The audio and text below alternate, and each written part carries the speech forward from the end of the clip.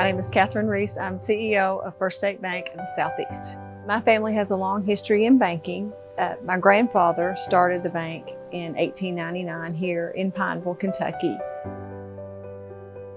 Growing up in a banking family has always given me, and I hope my children as well, a sense of serving your community and helping other people. I look at banking not as a job. I look at it as a way for me to be able to help my community and the communities that we're in make their own lives better as well. If you ask me a question about who our bank is, I think the first thing that comes to my mind is family. In bad times and in good times, we're always there for each other, and I'm very proud to say I can truly call all the employees at the bank my family.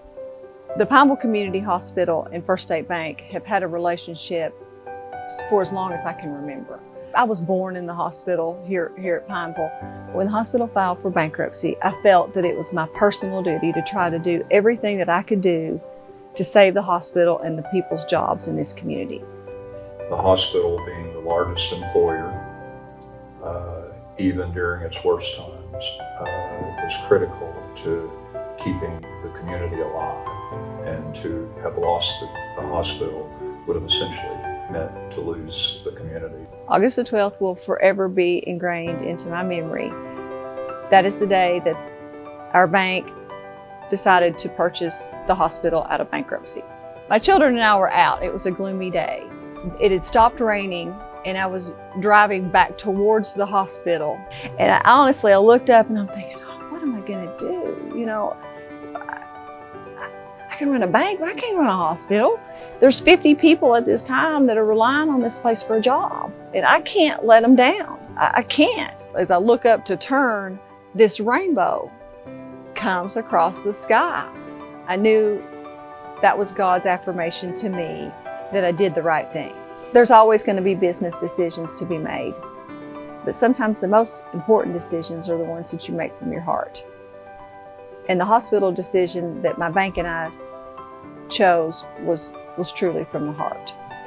And not just my bank, it's the folks at the hospital that have put in the hard work. When we took over, some of them hadn't even had paychecks in 3 and 4 weeks, yet they were still there. Honestly, we would not have made 2 payrolls in December if the bank hadn't stepped up and secured more funding so that we could do that. We would have been shut.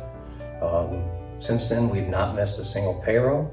We have our vendors paid on time, or as close to time as they allow us to be.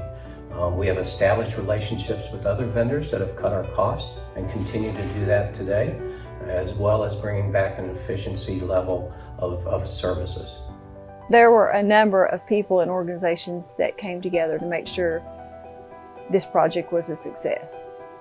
That being the Kentucky Highlands, the USDA, the City of Pineville, the bank, and the hospital.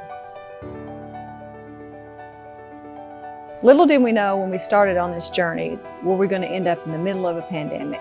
But we found support through state legislature, Senator McConnell, and the CARES Act. It gave not just Pineville Community Hospital, but all rural hospitals money to survive through these rough times. This has truly been a community coming together when it really needed to. I think the common thread through all this that I see with the hospital, with our bank, and with our community, the word family comes to mind. Our community, I feel, is a family. I've lived here my whole life. My bank, I consider a family. I feel it. All the employees in the bank are a family. And now that I've had the opportunity to really get to know a lot of the employees at the hospital, they're truly a family. For our bank in this little bitty town to be able to make a big impact, I think speaks to what community banks truly ought to do across America.